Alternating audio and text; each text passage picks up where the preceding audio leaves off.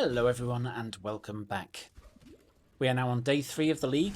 The character was a bit rough early on, purely because of the amount of damage coming out of Ritual, but with a couple of changes now, it is really strong.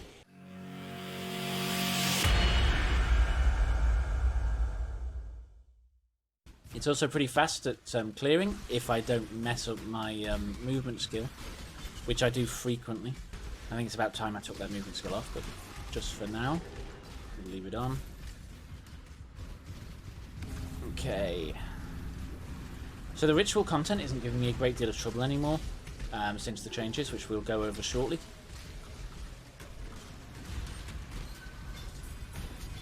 So we melt pretty much everything in it.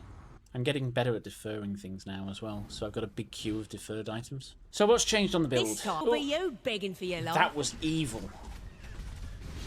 I lend you my strength, Eli. They waited until I went to the skill tree. I can't find my detonate button.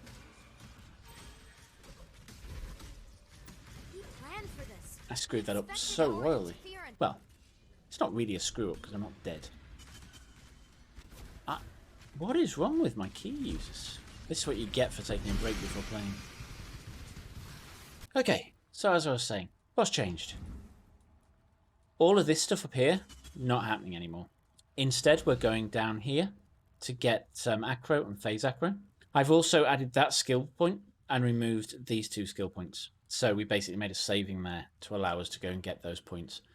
This has massively increased my survivability. And I've also made some link changes, which we'll go over shortly. The rest of the build is pretty much the same. The only difference being that temporarily I'm using these nodes for the resistances and this one. These will come out eventually.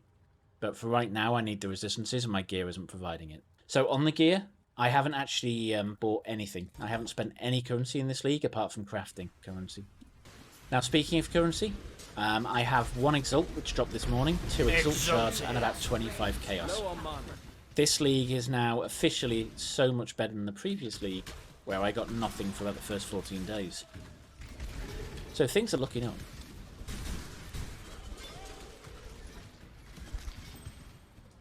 Yeah, as you can see, the build is doing pretty well for clear. The key to it is to fire your mines off and then just move on, because everything just drops dead anyway. If you stay and overshoot, you're just going to waste time. So, like, 1-2 shots there, fire, and just jump through them.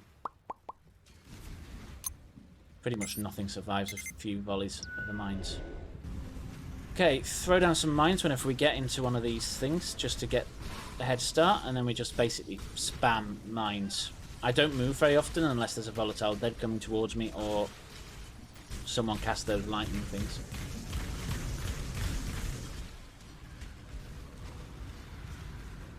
And I've done all sorts of content this morning. Let's go over the gem links because they have changed a bit as well. And these are not final, they will change as the build goes on because we're still on a 5 socket for our main link. Our dirty little deal is over. In a moment, just destroy this fortress, you'll see it's melting. I lend you my strength, Eli. Low on mana. In the dirt, worm. Yeah, you still can't tank everything, but it is pretty How tanky did now. I choose? Yeah, on damage, the build is a little obscene. I'll show you a metamorph as soon as we kill the boss. In the meantime, let's look at the gem links. My first 5 link is Toxic Rain, Trap and Mine Damage, Vicious Projectiles, High Impact Mines, and Minefield Support.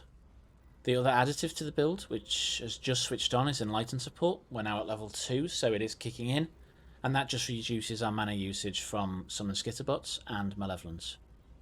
We've also got a Cast When Damage Take Up, which is Cast When Damage Taken at level 7, Immortal Call at level 9, Temporal Chains at level 10, and Summon Chaos Golem, though that's not on the Cast When Damage Taken because it's over leveled, which is deliberate.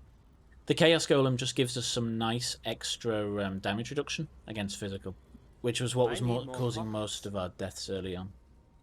Okay, so let's go and find the boss, kill him, and then I can show you what Metamorph does to this build, or what this build does to Metamorph. Okay, so this is what really happens with a map boss. You'll see we can actually tank him. Yeah, if you have decided to roll this build, I think you've made a great choice. The mine damage in Path of Building for this is per mine. So we should be doing somewhere between 60 and 70 million damage at the end, which is absolutely ridiculous. So this is Metamorph, and it's a bubbling Metamorph. Low on mana. And so far, he hasn't really done any damage to us. But to him, what are we doing to him? You'll see that he's actually melting. And we got our first liver. On the Atlas, I've kind of been struggling. I'm at tier 4 maps. Although most of the maps I've got are tier 3 because I'm just not dropping any of the higher tier maps for some reason.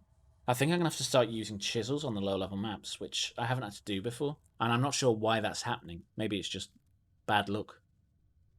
But we've also got Xana now, so we can start buying maps off her to try and enhance. I've met the first Conqueror, which we need to continue pursuing to get our first Cyrus fight and start to get Watchstones, because we don't have any at this point. Although they should come quickly, now that I've stopped the issues that were occurring with the build earlier. Attached to the description of this video, you'll now find the latest Path of Building paste bin. And with that, thanks for watching, and I'll catch you next time. You've been watching Altec2K. Thank you for watching.